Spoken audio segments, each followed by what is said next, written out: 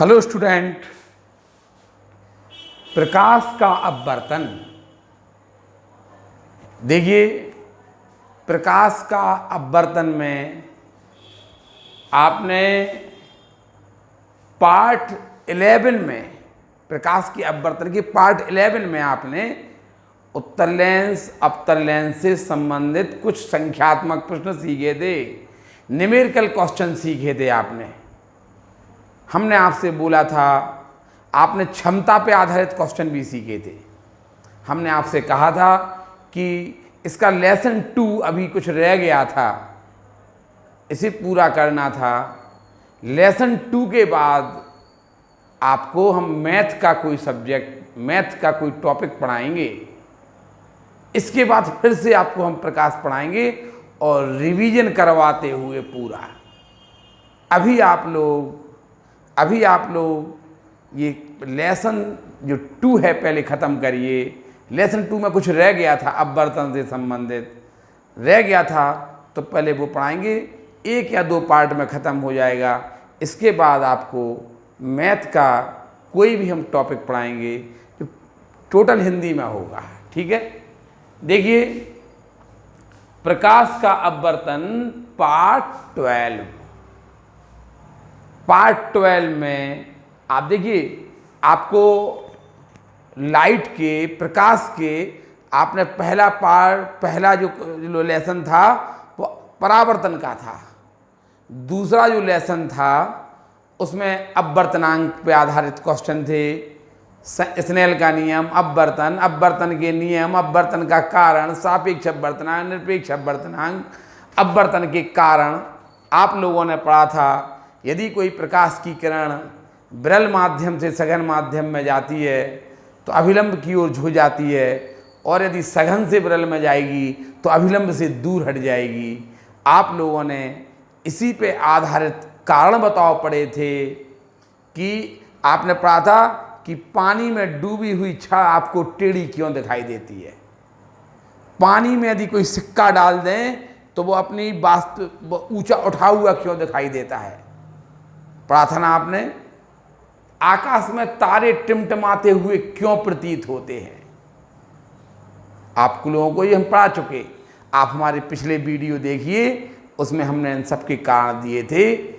उसी कारण बताओ को हम आगे बढ़ा रहे हैं, और हमारा कुछ पार्ट वहाँ पे जो छूट गया था, हमने उसको आगे बढ़ाते हुए आपको एक क्वेश्चन है।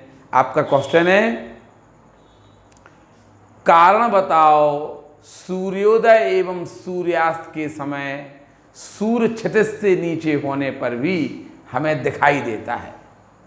क्वेश्चन है कि सूर्य, आप लोगों को पता है ना, अखबार में टाइम आता सूर्योदय का।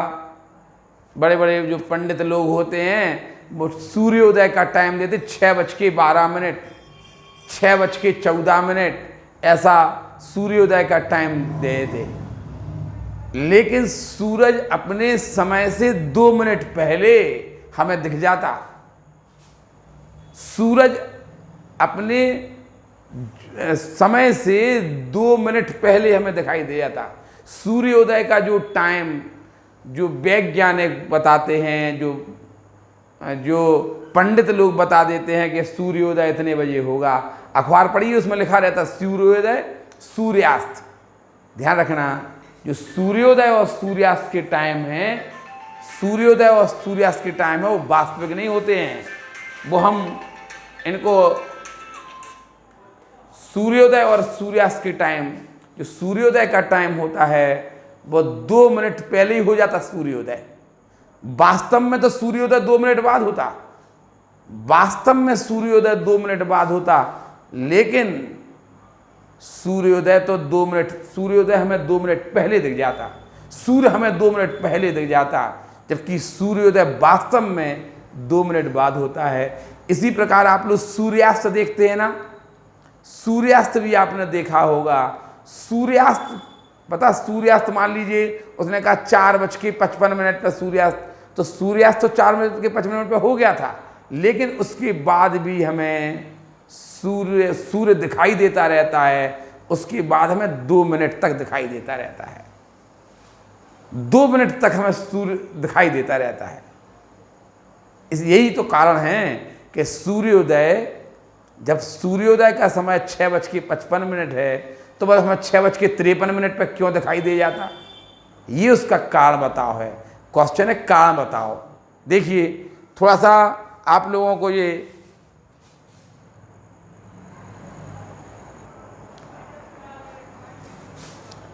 देखिए, तो सूर्योदय, सूर्य हमें 2 मिनट पहले दिखाई दे जाता और सूर्य 2 मिनट बाद तक दिखाई देता रहता। ये क्यों होता? इसी का तो हम आपको कारण बताना चाह रहे हैं कि सूरज हमें, सूर्य तो होता क्षितिज के नीचे, फिर भी वो हमें 2 मिनट पहले दिखाई दे। सूर्योदय होता है, सूर्योदय मान लो अगर आप वैज्ञानिकों ने क्या दिया कि 6:55 पे लिखने, जो पंडित वगैरह लिख देते हैं ना पत्रा देख के कि 6:55 पे सूर्योदय होगा, मालूम पड़े हमें यहाँ तो 6:53 पे दिख जाता। ऐसा क्यों होता? इसका वैज्ञानिक कारण हम आपको देंगे। ये अपवर्तनांक के कारण होता है। आपको पता है जब कोई किरण विरल माध्यम से सघन माध्यम में आएगी तो अभिलंब की ओर झुक जाएगी, ये तो पता है ना। जैसे आपको पृथ्वी पे वायुमंडल ज़्यादा है, हम जैसे जैसे पृथ्वी तल से ऊपर की ओर जाएंगे वायु विरल होती जाएगी। पृथ्वी पे वायु ज़्यादा है, पृथ्वी पे सघन माध्यम है। जैसे जैसे हम ऊपर की ओर जा रहे हैं वायुमंडल घटता जा रहा, जो वायु है वो विरल होती जा रही है। वायु विरल होती जाती है। पृथ्वी के जैसे जैसे ऊपर जाएंगे तो वायु विरल होती, यहाँ वायु ज़्यादा है, पृथ्वी वायु ज़्यादा है। जैसे जैसे हम पृथ्वी तल से ऊपर जाएंगे वायु घटती जाएगी। पृथ्वी पे वायु ज़्यादा होने के कारण यहाँ सघन माध्यम होगा पृथ्वी पे, और जैसे जैसे हम ऊपर तक जाएंगे विरल माध्यम होता जाएगा। आप समझ जाइए सूर्य के आसपास तो वायु है ही नहीं, तो आप कहेंगे कि वहाँ पे बिल्कुल विरल माध्यम है। आप पृथ्वी तल से आप ऊपर की ओर जाइए, 100 किलोमीटर 200 किलोमीटर की ऊंचाई पर जाइए, 320 किलोमीटर तक तो आपको वायु मिलेगी। पृथ्वी तल से आपको 320 किलोमीटर तक वायुमंडल है, ये तो आपको पता है कि नहीं? हाँ, पृथ्वी पर ज़्यादा, फिर थोड़ा सा कम, फिर और कम, फिर और कम, 320 किलोमीटर तक आपको वायु मिलेगी। इसके बाद वायु नहीं होती है, वायु शून्य हो जाती है।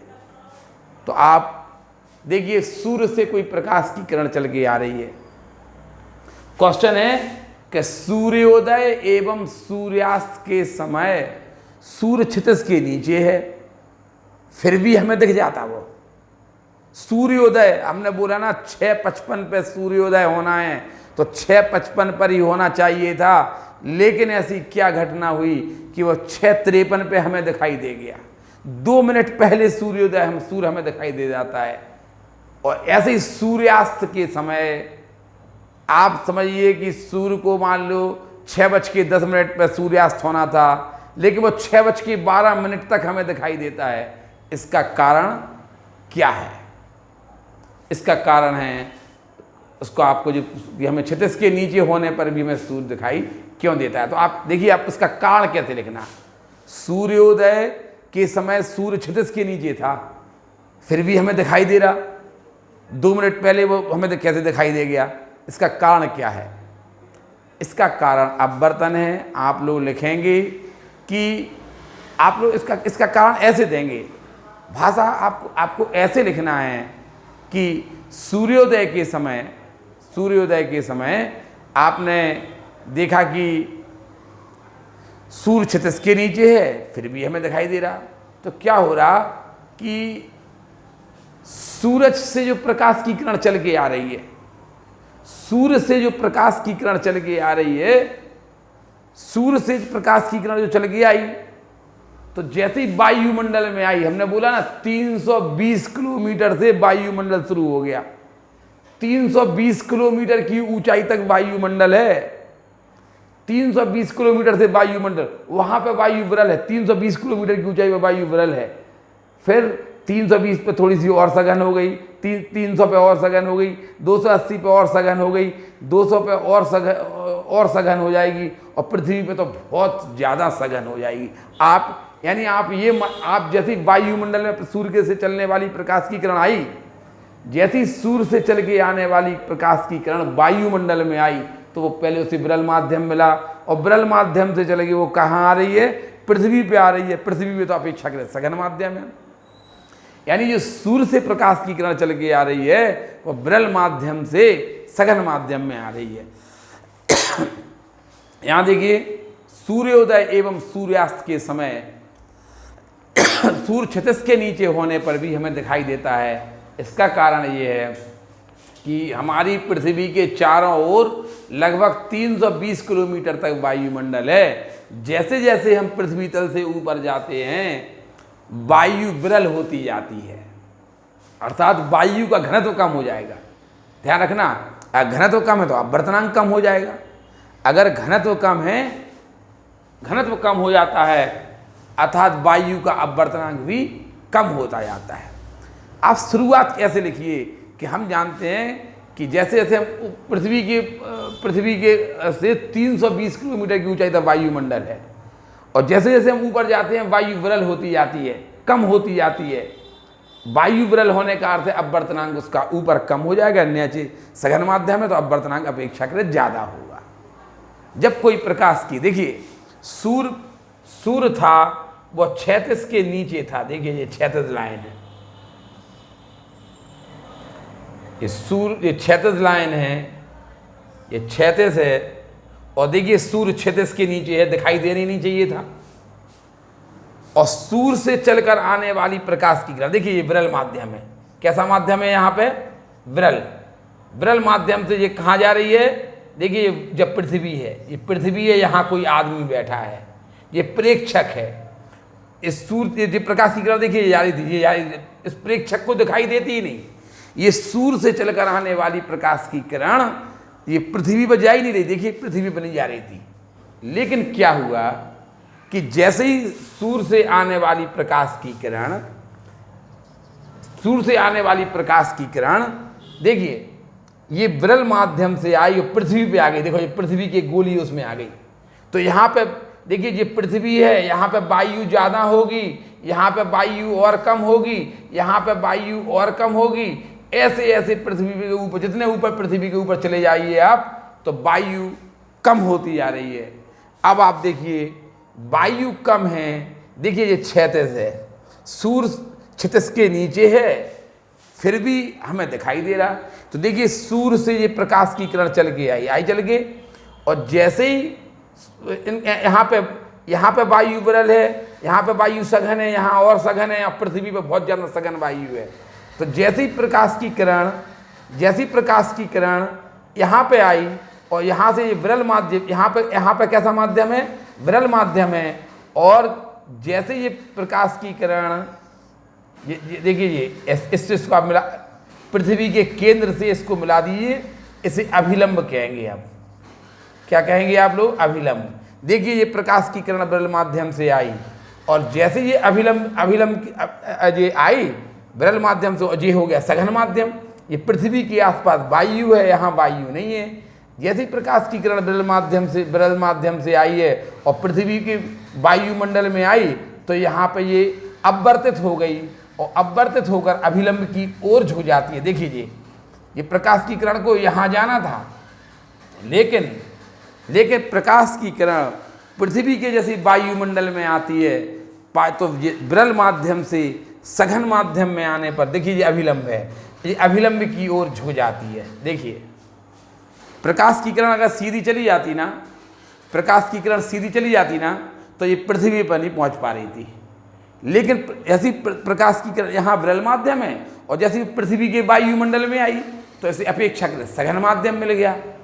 अपेक्षाकृत यहाँ पर सघन माध्यम मिल गया, तो प्रकाश की किरण ये विरल से और ये वायुमंडल में आई तो सघन माध्यम में आ गई, और ये अभिलंब की ओर झुक जाती है।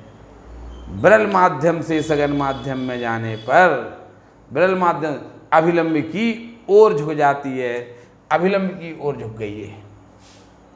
विरल माध्यम से जा रही थी और कहाँ जा रही है, ये देखिए यहाँ विरल माध्यम है और ये यहाँ पे वायुमंडल है, तो यहाँ पे वायु होगी अर्थात सघन माध्यम हो गया। तो इस सघन विरल माध्यम से ये सघन माध्यम में आई तो ये है अभिलंब। केंद्र से यहाँ पे मिला दीजिए, केंद्र से इसको, तो इसको ये अभिलंब हो जाएगा। ये अभिलंब की हो, जो आई थी और जो जा रही थी ऐसी, देखिए यहाँ जा रही थी लेकिन ये अभिलंब की ओर झुक गई और प्रेक्षक के पास, ये है प्रेक्षक, ये पृथ्वी पे कोई प्रेक्षक, कोई आदमी खड़ा है, प्रेक्षक के पास पहुंच जाती है। जाना था उसे इस रास्ते में, लेकिन जैसी प्रकाश की किरण विरल माध्यम से सघन माध्यम में आई, देखिए यहाँ विरल माध्यम है, यहाँ वायु है, सघन माध्यम में आई तो ये अभिलंब की ओर झुक गई। ये है अभिलंब, देखिए ये ऐसी जा रही थी और देखिए ये अभिलंब की ओर, इसको जाना था ऐसा, लेकिन इसको ऐसा जाना था, लेकिन क्या हुआ कि ये विरल माध्यम से सघन माध्यम में जाने पर अभिलंब की ओर झुक जाती है। अभिलंब की ओर झुककर कहाँ पहुँच गई, प्रेक्षक को आँख पर पहुँच जाती है और प्रेक्षक को सूर्य क्षितिज से नीचे होने पर भी दिखाई देने लग जाता है। समझ में आई? देखिए हमारी पृथ्वी के चारों ओर यह वायुमंडल है, ये वायुमंडल है। जैसे जैसे हम पृथ्वी तल के ऊपर की ओर जाते हैं वायु विरल होती जा रही है। अब कोई सूर्य से कोई प्रकाश की अर्थात उसका घनत्व कम हो जाता है। सूर्योदय के समय जब सूर्य क्षैतिज, देखिए क्षैतिज लाइन है, ये पृथ्वी की क्षैतिज लाइन है, ये क्षैतिज लाइन है। सूर्योदय के समय जब सूर्य से चलने वाली प्रकाश की किरण वायुमंडल में प्रवेश करती है, देखिए सूर्य जब सूर्य क्षितिज के नीचे होता है, सूर्योदय के समय जब सूर्य क्षितिज के नीचे होता है तो उससे आने वाली कोई प्रकाश की किरण वायुमंडल में प्रवेश करने पर वायु की गोलीय परतों, देखिए ये प्रकाश की किरण आ रही थी और ये वायु की गोलीय परतों द्वारा अपवर्तित हो जाती है। ये आ रही थी विरल माध्यम से, ये विरल माध्यम से आ रही थी और ये देखिए अपवर्तित, ये जा रही थी इस दिशा में, लेकिन विरल माध्यम से सघन माध्यम में जा रही, तो ये अभिलंब। अभिलंब कैसे बनाते हैं, केंद्र से जहाँ पे प्रकाश आपतित किरण टकराए, केंद्र से जहाँ आपतित किरण टकराए उसको आगे बढ़ा दीजिए, ये आपका अभिलंब हो गया। ये आपतित किरण है, ये अभिलंब है और देखिए ये अभिलंब आए तो ये ऐसे जाना था इसको, लेकिन ये इसको ऐसे जाना था, लेकिन ये अभिलंब की ओर झुक जाएगी, अभिलंब की ओर झुक जाती है और सूर्य, यहाँ देखिए सूर्य क्षितिज के नीचे था, ये प्रकाश की किरण ऐसे जाना चाहिए थी, पृथ्वी पे जा ही नहीं रही थी। देखिए पृथ्वी आपकी ये है, ये पृथ्वी है, ये यहाँ पे कोई प्रेक्षक बैठा है और ये प्रकाश की किरण देखिए सूर्य से ये ऐसी जा रही थी, लेकिन क्या हुआ, जैसे ही विरल माध्यम से प्रकाश की किरण आई और पृथ्वी पे के वायुमंडल में आई तो यहाँ उसका सघन माध्यम हो गया और ये प्रकाश की किरण इस दिशा में ना जाकर अभिलंब की ओर झुक गई, अभिलंब की ओर झुककर प्रेक्षक की आंख पर पहुंच गई और सूर्य क्षितिज से नीचे होने पर भी प्रेक्षक को सूर्य दिखाई दे गया। बताएं, यहाँ पे एक क्वेश्चन आपसे और पूछा जा सकता कि जब सूर्योदय होता है तो जो सूर्य की चक्र का है ना वो चपटी दिखाई देती है। आप देख लेना, जो सूर्योदय के समय और सूर्यास्त के समय सूर्य की चक्र का आपको चपटी क्यों दिखाई देती है, इसका कारण भी आप ये लिख देना कि पृथ्वी के ऊपर वायुमंडल है, वायुमंडल जैसे जैसे पृथ्वी के पास वायुमंडल है 320 किलोमीटर तक, और पृथ्वी तल से ऊपर जाने पर वायुमंडल कम होता जाता है। जब कोई प्रकाश की किरण जब सूर्य देखिए क्षितिज के नीचे है, सूर्य पृथ्वी के देखिए बिल्कुल नीचे है, उसे दिखाई देना ही नहीं चाहिए था। देखिए सूर्य से आने वाली प्रकाश की किरण ये जा रही थी, लेकिन अपवर्तन के कारण जब प्रकाश की किरण विरल माध्यम से सघन माध्यम में गई तो जाना तो चाहिए था उसे यहाँ पे, लेकिन यहाँ पे उसे यहाँ विरल माध्यम है और यहाँ पे सूर्य के चारों ओर जो वायुमंडल है उसमें ये प्रकाश की किरण है, विरल माध्यम से सघन माध्यम में जाने पर अभिलंब की ओर ये जा रही थी, यहाँ देखिए ये यहाँ जा रही थी और ये ऐसी मुड़ गई, अभिलंब की ओर झुक जाती है और प्रेक्षक की आंख पर पहुँचती है और प्रेक्षक को सूर्य क्षैतिज के नीचे होने पर भी सूर्य से दिखाई दे जाता है। इसीलिए सूर्योदय के 2 मिनट पहले, सूर्योदय का टाइम 6:55 है, लेकिन सूर्योदय सूर्योदय का टाइम फिक्स नहीं होता, नहीं तो आप 6:55 फिक्स कर दें। ये हमने एक एग्जाम्पल के लिए दिया कि 6:55 पे मान लो सूर्य को निकलना है। कभी सूर्योदय 6:53 पे होता, ये आपने देखा होगा अखबार में रोज निकलता है सूर्योदय सूर्यास्त, ये रोज निकलते हैं। हमने एक एग्जाम्पल लिया कि यदि सूर्योदय 6:55 पे होना तो आपको 6:53 पे दिखाई दे जाएगा। और ऐसे ही सूर्यास्त के समय भी होता है। यदि सूर्य आपको 6:53 पे यदि सूर्यास्त होना था तो 6:55 तक हमें दिखाई देता रहता है। आप लोग देखिए, पत्रा देख के लिख देते हैं कि 6:53 पे सूर्यास्त होगा, लेकिन हमें 2 मिनट के बाद तक दिखाई देता। तो आप लोग कहते हो घड़ी गड़बड़ हो गई, क्योंकि सबकी घड़ी अलग अलग चलती ना, इसलिए सबकी घड़ी अलग अलग, अपनी घड़ी में अविश्वास कर लिया। लेकिन आपको एक बात बहुत चेता दें, ये अपवर्तन के कारण हुआ, वायुमंडल के कारण हुआ। अगर वायुमंडल नहीं होता पृथ्वी के पास, पहली बात तो वायुमंडल नहीं होता तो फिर तुम कैसे होते? आप भी तो नहीं होते। अगर पृथ्वी का वायुमंडल समाप्त कर दिया जाए तो क्या आदमी जीवित रहता? लेकिन एक कल्पना कीजिए कि अगर वायुमंडल नहीं होता तो पता दिन का समय 4 मिनट कम हो जाता। कैसे? 2 मिनट पहले हमें दिख गया था और 2 मिनट बाद तक दिखता रहा। दिन का समय 4 मिनट कम हो जाता यदि वायुमंडल नहीं होता तो। वायुमंडल नहीं होता तो दिन का समय 4 मिनट कम हो जाता। समझ में आ रही कि नहीं? लेकिन हमें बताने वाला कोई नहीं रहता कि दिन का समय 4 मिनट कैसे कम हो गया। लेकिन वैज्ञानिक गणनाएं हैं। आपको तो पता है ना कि सूर्य से ही पृथ्वी बनी है, सूर्य से ही पृथ्वी बनी है। आपको फिर भी आपको पता है ना, सूर्य जैसे से पृथ्वी बनी, लेकिन आपको बता दिया गया कि सूर्य से पृथ्वी बनी है। किसने बताया? ऐसा आपको बताने वाला कोई ना कोई वैज्ञानिक कारण मिल जाता। तो क्वेश्चन समझ में आ गया कि सूर्य क्षितिज के नीचे था, उससे चलने वाली प्रकाश की किरण पृथ्वी पर नहीं जा रही थी। लेकिन जैसे सूर्य से चलने वाली प्रकाश की किरण जो कि विरल माध्यम से आ रही थी, जैसे ही वायुमंडल में आई तो उसे सघन माध्यम मिला। तो आपको पता है, नियम है कि विरल माध्यम से सघन माध्यम में जाएगी तो अभिलंब की ओर झुक जाएगी। अभिलंब की ओर झुक गई तो जो प्रकाश की किरण कहाँ पहुँच गई? पृथ्वी पर पहुँच गई।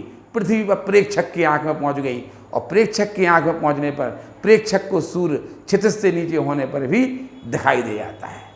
2 मिनट पहले ये घटना होती है। समझ में आया ना? ये कारण है। आप प्रेक्षक की अभिलंब की ओर झुक जाती है और प्रेक्षक की आँख पर पहुँचती है। ठीक है, प्रेक्षक की आँख पर पहुँचती है। इससे प्रेक्षक को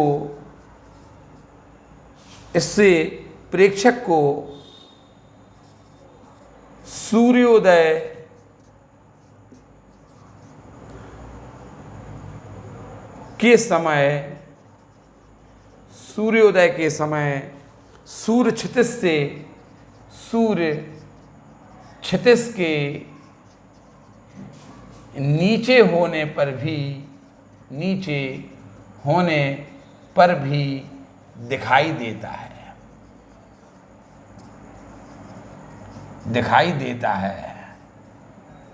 सूर्य क्षितिज के नीचे है फिर भी दिखाई देगा। समझ में आई ना? सूर्य देखिए क्षैतिज लाइन है, इसके नीचे है फिर भी ये प्रेक्षक को दिखाई दे रहा। समझ में आई ना? अपवर्तन के कारण होता है। ये आप उतार लीजिए, ये चित्र भी बनाएंगे आप। ठीक है, ये आप चित्र भी बना लीजिए।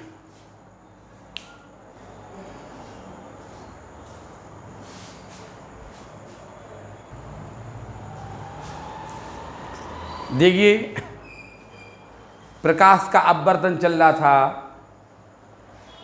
अब आप यहाँ पे क्रांतिक कोण और पूर्ण आंतरिक परावर्तन। क्रांतिक कोण क्या कहलाता?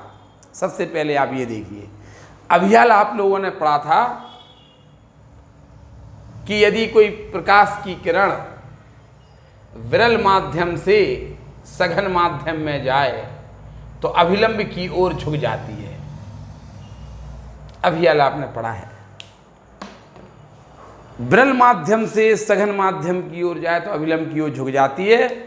और आप लोगों ने पढ़ा कि यदि प्रकाश की किरण सघन माध्यम से विरल माध्यम में जाए, पूरा आपका अपवर्तनांक इसी लाइन पर निर्भर करता है कि यदि कोई प्रकाश की किरण सघन माध्यम से विरल माध्यम में जाए तो अभिलंब की, देखिए ये सघन माध्यम से जा रही थी, इस सघन माध्यम से गई और विरल माध्यम में अभिलंब से दूर हट गई। ये आपतन कोण, ये अपवर्तन कोण। यदि कोई प्रकाश की किरण सघन माध्यम से विरल माध्यम में जाती है तो अभिलंब से दूर हट जाती है, और विरल माध्यम से सघन माध्यम में जाती है तो अभिलंब की ओर झुक जाती है। अभिलंब की ओर ये आपतन कोण आई, अपवर्तन कोण आर, ये अभिलंब है। आपतित किरण, अपवर्तित किरण। यदि कोई प्रकाश की किरण विरल माध्यम से सघन माध्यम में जाती है तो अभिलंब की ओर झुक जाती है, और यदि कोई प्रकाश की किरण सघन माध्यम से विरल माध्यम में जाती है अभिलंब से दूर हट जाती है। अब देखिए, आपने कहा कि आप यहाँ देखिए, ये आपतन कोण है, ये अपवर्तन कोण है। यदि मान लीजिए आपने आपतन कोण और बढ़ा दिया, देखिए, तो अपवर्तन कोण भी अपने आप बढ़ जाएगा। सघन माध्यम से विरल माध्यम में प्रकाश की किरण जा रही है, आपतन कोण बढ़ाया तो अपवर्तन कोण भी बढ़ गया, और आपतन कोण बढ़ाते जाएंगे तो अपवर्तन कोण भी बढ़ता जाएगा। अब आपने मान लीजिए एक आप ऐसा बढ़ाया, देखिए आपतन कोण आपने इतना कर दिया, ये इसके लिए अपवर्तन कोण ये हो गया। देखिए अब जी आपतित किरण है और ये अपवर्तित किरण है, देखिए ये 90 डिग्री का कोण बन गया। यहां देखिए, आप आपतित किरण आपतन कोण बढ़ाते गए तो अपवर्तन कोण भी बढ़ता गया। अपवर्तन कोण, आपतन कोण बढ़ाने से आपका अपवर्तन कोण बढ़ता जा रहा। आपने आपतन कोण और बढ़ाया, आपने आपतन कोण और बढ़ाया तो अपवर्तन कोण 90 डिग्री हो गया। देखिए ये हो गई अपवर्तित किरण, जी आपतित किरण और जी अपवर्तित किरण। तो ये वाला कोण क्रांतिक कोण कहलाएगा। क्रांतिक कोण को सी से व्यक्त करते हैं। देखिए सघन माध्यम में बना, ये सघन माध्यम है, ये विरल माध्यम है। अभी हाल आपने पढ़ा, अभी हाल आपने कहा कि जब कोई प्रकाश की किरण सघन माध्यम से विरल माध्यम में जाएगी तो अभिलंब से दूर हट जाएगी। अभी आपने कहा कि यदि हम आपतन कोण का मान और बढ़ाते जाएं तो अपवर्तन कोण का मान और बढ़ जाएगा। एक यहाँ देखिए, सघन माध्यम जी विरल माध्यम है। अब बताइए, आपने आपतन कोण का मान इतना कर दिया, आपने आपतन कोण का मान किया तो ये विरल माध्यम में ये बना कोण 90 हो गया। सघन माध्यम में बना वह कोण, सघन माध्यम में बना वह कोण जिसके लिए विरल माध्यम में बना अपवर्तन कोण 90 डिग्री हो, तो सघन माध्यम में बने उस आपतन कोण को क्रांतिक कोण कहते हैं। सघन माध्यम में देखिए, आपने कहा जब प्रकाश की किरण सघन माध्यम से विरल माध्यम में जाएगी तो अभिलंब से दूर हट जाएगी। आपने क्या किया, पहले आपतन कोण ये था तो अपवर्तन कोण ये था। देखिए आपने आपतन कोण और बढ़ाया तो अपवर्तन कोण देखिए और बढ़ गया, और आप आपतन कोण बढ़ाते गए तो एक स्थिति ऐसी आई कि अपवर्तन कोण का मान 90 डिग्री हो गया। देखिए प्रकाश की किरण अपवर्तित किरण है, ये आपतित किरण है, अपवर्तित किरण। देखिए पहले अपवर्तित किरण ये थी, फिर आपने आपतन कोण बढ़ाया तो अपवर्तित किरण ये हो गई, और बढ़ाते रहे तो एक किसी सघन माध्यम में बना वह कोण, सघन माध्यम में बना वह कोण जिसके लिए विरल माध्यम में अपवर्तन कोण, सघन माध्यम में बना वह आपतन कोण जिसके लिए विरल माध्यम में बना अपवर्तन कोण 90 डिग्री हो, सघन माध्यम में बने उस कोण को क्रांतिक कोण कहते हैं। सघन माध्यम में देखिए ये है आपतन कोण C और अपवर्तन कोण है 90। I= तो है आपका C और R= है आपका 90। यहाँ देखिए, जब कोई प्रकाश की किरण सघन माध्यम से विरल माध्यम में जाती है तो अभिलंब से दूर हट जाती है। ये पहले ये आपतन कोण था, ये अपवर्तन कोण। हमने आपतन कोण बढ़ाया, अपवर्तन कोण बढ़ गया। हम आपतन कोण बढ़ाते रहे, अपवर्तन कोण बढ़ता रहा। हमने एक ऐसी स्थिति आई जब आपतन कोण सी के लिए, आपतन कोण कितना है सी, और अपवर्तन कोण हो गया 90। तो सघन माध्यम में बना वह आपतन कोण जिसके लिए विरल माध्यम में बना अपवर्तन कोण 90 डिग्री हो, सघन माध्यम में बने उस आपतन कोण को क्रांतिक कोण कहते हैं। क्रांतिक कोण की परिभाषा होगी। क्रांतिक कोण को सी से व्यक्त करते हैं। अब बताइए, आपसे कहा गया कि DNR सघन माध्यम से विरल माध्यम में जा रही, डेंस से यहाँ देखिए, डेंस से रेयर माध्यम में जा रही है। सघन माध्यम से विरल माध्यम में जाने वाली अपवर्तनांक क्या होगा, sine I upon sine R। बताइए DNR इक्वल टू क्या होगा, साइन I कितना है C, आपतन कोण कितना है C, अपवर्तन कोण R कितना है 90। तो DNR सघन माध्यम के सापेक्ष विरल माध्यम का अपवर्तनांक, सघन के सापेक्ष विरल का अपवर्तनांक इक्वल टू साइन C हो जाएगा। हमेशा अपवर्तनांक विरल के सापेक्ष सघन का निकाला करें। तो अब बताइए, इसे लिख देंगे आप 1 अपॉन R&D। यदि आपको बताया ना कि 1 and 2 एक माध्यम के सापेक्ष दूसरे माध्यम का अपवर्तनांक इक्वल टू 1 अपॉन 2n1 होता है। 1 and 2 इक्वल टू 2n1। एक माध्यम के सापेक्ष दूसरे माध्यम का अपवर्तनांक दूसरे के सापेक्ष पहले के अपवर्तनांक के व्युत्क्रम के बराबर होता है। पहले माध्यम के सापेक्ष दूसरे माध्यम का अपवर्तनांक दूसरे के सापेक्ष पहले माध्यम के अपवर्तनांक के बराबर होता है। तो आप DNR को क्या लिख सकते, DNR को क्या लिख सकते, सघन के सापेक्ष विरल का अपवर्तनांक बराबर साइन C। तो इसे क्या लिख देंगे 1 अपॉन, इसे क्या लिख दिया 1 अपॉन R&D हो जाएगा, विरल के सापेक्ष सघन इक्वल टू साइन C।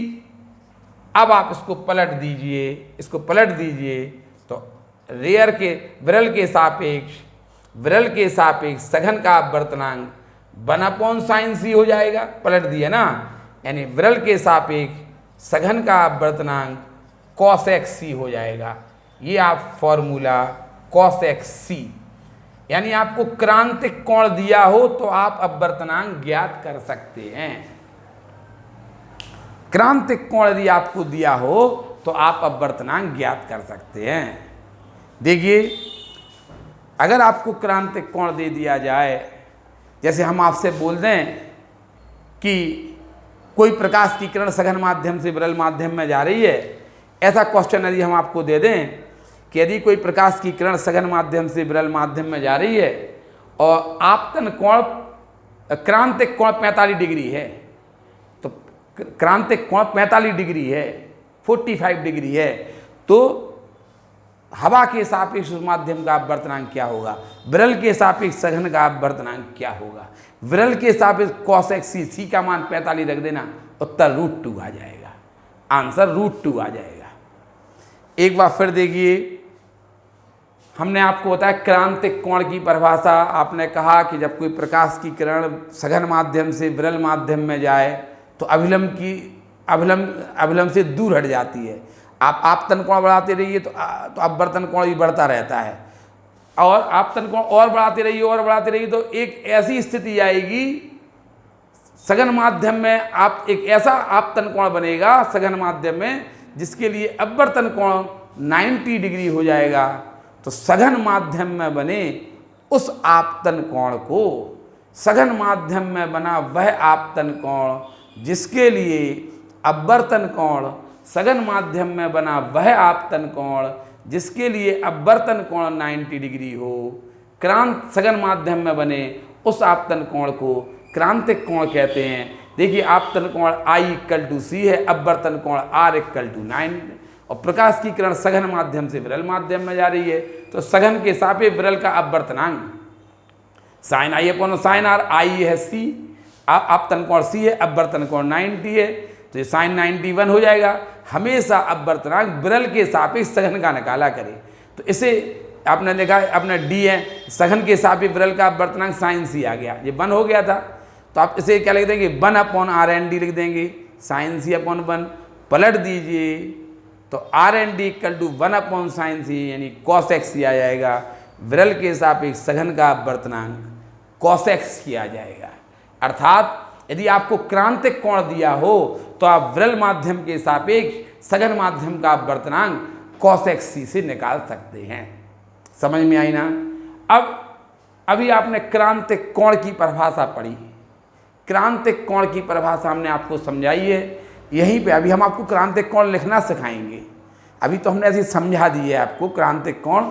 यहाँ देखिए अब पूर्ण आंतरिक परावर्तन क्या है। अभी आपने कहा कि प्रकाश की किरण यदि सघन माध्यम से विरल माध्यम में जाए, प्रकाश की किरण यदि सघन माध्यम से विरल माध्यम में जाए तो अभिलंब से दूर हट जाती है, अभिलंब से दूर हट जाएगी। ये आप आपतन कोण बढ़ाते रहिए तो अपवर्तन कोण भी, आपतन कोण बढ़ाइए तो अपवर्तन कोण भी बढ़ता रहेगा।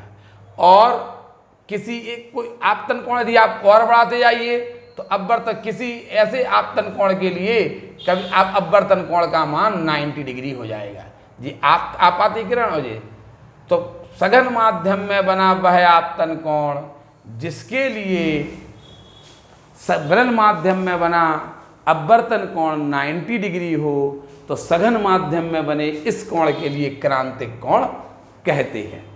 ये तो क्रांतिक कोण हो गया। अब देखिए पूर्ण आंतरिक परावर्तन हो रहा। आज हम आपको केस समझा रहे हैं, लिखवा नहीं रहे, लिखवाने के लिए अगले पार्ट में हम आपको बताएंगे। देखिए अब है आपका पूर्ण आंतरिक परावर्तन। देखना अभी आपने देखा कि आपने क्रांतिक कोण के लिए अपवर्तन कोण का मान 90 हो गया। मान लीजिए आप इस कंडीशन में यदि आपतन कोण और बढ़ा देंगे, देखिए आपतन कोण आपने और बढ़ा दिया, आपतन कोण का मान क्रांतिक कोण से ज्यादा हो, आपतन कोण का मान देखिए आपने क्रांतिक कोण से, क्रांतिक कोण था, क्रांतिक कोण के लिए अपवर्तन कोण 90 डिग्री था, आपतन कोण का मान आपने क्रांतिक कोण से ज्यादा कर दिया, क्रांतिक कोण से ज्यादा कर दिया आपतन। तो प्रकाश की किरण जब आपतन कोण का मान क्रांतिक कोण से अधिक हो तब प्रकाश की किरण अपवर्तित नहीं होगी, क्या होगी, बल्कि परावर्तित होकर उसी सघन माध्यम में चली जाती है। इस घटना को पूर्ण आंतरिक परावर्तन कहते हैं। जब प्रकाश की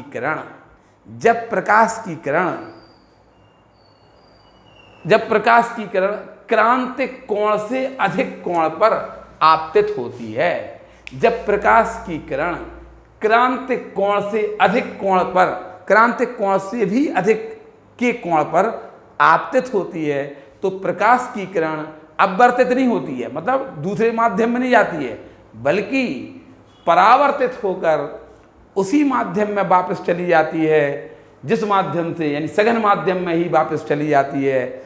परावर्तित होकर, हमने अपवर्तित शब्द नहीं बोला हमने, जब आपतन कोण का मान क्रांतिक कोण से ज्यादा हो तो जो आपतित किरण है वो परावर्तित होकर उसी माध्यम में, उसी सघन माध्यम में परावर्तित होकर चली जाती है।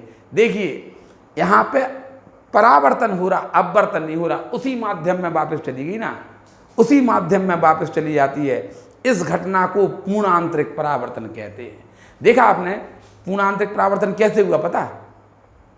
पहली आपसे पूछा जाए कि पूर्ण आंतरिक परावर्तन की शर्तें क्या हैं तो आप कहेंगे प्रकाश की किरण सघन माध्यम से विरल माध्यम में जाना चाहिए।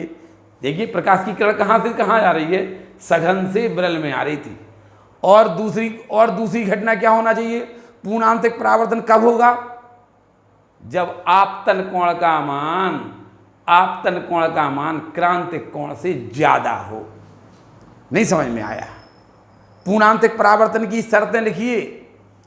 सबसे पहले पूर्ण आंतरिक परावर्तन क्या है, तो आपने कहा जब आपतन कोण का मान क्रांतिक कोण से ज्यादा कर दिया जाए तो जो प्रकाश की किरण है ना वो परावर्तित होकर उसी सघन माध्यम में वापस लौट जाती है, इस घटना को प्रकाश का जैसे पूर्ण आंतरिक परावर्तन कहते हैं। जहाँ पे प्रकाश की किरण टकराती है ना, वहाँ पे एक विशेष चमक पैदा हो जाती है।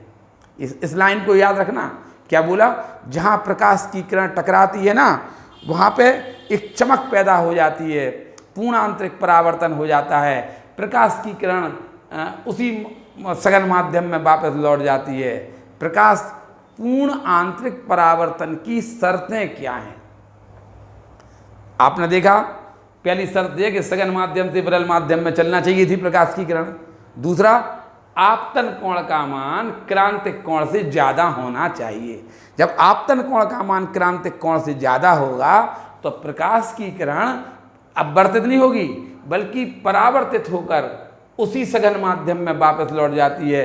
जहाँ पर प्रकाश की किरण टकराती है, जहाँ पर प्रकाश की किरण पारदर्शी माध्यम के पारदर्शी पृष्ठ से टकराती है, वहाँ पे एक विशेष चमक पैदा हो जाती है। इसीलिए तो हीरा चमकता हुआ दिखाई देता है। इसीलिए तो आपने देखा होगा कांच में यदि दरार पड़ जाए तो वह चमकती हुई दिखाई देती है। उसे एक विशेष एंगल से देखें। यदि आप कांच में दरार पड़ जाए और उसे आप किसी विशेष एंगल से देखें तो वह चमकते हुआ दिखाई देगा। आप लोग हीरे को देखें, हीरा चमकता हुआ क्यों दिखाई देता? ऐसे लगता है जैसे हीरे में ऐसी झालर सी जल रही हो। हीरे में ऐसी झालर सी जलती है, आपने देखा होगा जैसे जैसे। तो हीरे को काट कर ऐसा बनाया जाता है। ये ध्यान रखना, पूर्ण आंतरिक परावर्तन के कारण हमें हीरा चमकता हुआ दिखाई देता है। कांच में पड़ी हुई दरार हमें चमकती हुई दिखाई देती है। पूर्ण आंतरिक परावर्तन के कारण हमें रेगिस्तान की मारीचिका दिखाई देती है। रेगिस्तान की मारीचिका जानते हो? मारीच शब्द जी रामायण से लिया गया। मारीच को रामायण में दिखाया गया हिरण, दिखाया ना। मारीच मतलब जो है नहीं। मारीच का मतलब क्या है? जो है नहीं, लेकिन जैसा हिरण है। मारीच, वो तो मारीच था, हिरण तो था ही नहीं। तो मारीचिका, रेगिस्तान की मारीचिका का मतलब कहलाता। आप रेगिस्तान में जाएंगे कभी, तो आपको दूर से देखेंगे तो ऐसा लगेगा कि वहाँ तालाब है कहीं पे और उसमें पेड़ उल्टे लगते, पेड़ उल्टे दिखाई देते। गर्मियों में होता है ऐसा। आप रेगिस्तान में गर्मियों में जाएंगे तो आपको लगेगा कि देखिए दूर तालाब है और ऐसा पेड़ है ना, जो पेड़ लगा उसका आपको उल्टा दिखाई देगा आपको। इसे बोलते हैं रेगिस्तान की मारीचिका। मारीच शब्द रामायण से लिया गया। समझ में आया? यहाँ पे अभी हमारा केवल यहाँ पे उद्देश्य था कि आपको पूर्ण आंतरिक, इसमें क्रांतिक कोण की परिभाषा समझा दी जाए। अभी हमने आपको लिखवाई नहीं है। पूर्ण आंतरिक परावर्तन समझा दिया जाए। ये अभी हमने समझाया है। हम अगले पार्ट में, पार्ट 13 में इसको लिखवा देंगे और ये पार्ट पूरा ख़त्म कर देंगे। ठीक है? आप पार्ट 13, इसका एक पार्ट और आएगा। इसके बाद हम आपको मैथ का कोई चैप्टर टोटल हिंदी में पढ़ाएंगे। ठीक है?